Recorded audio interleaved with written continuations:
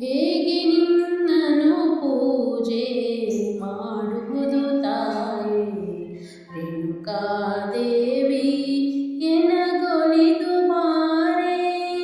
ಹೇಗೆ ನಿನ್ನನು ಪೂಜೆ ಮಾಡುವುದು ತಾಯಿ ರೇಣುಕಾದೇವಿ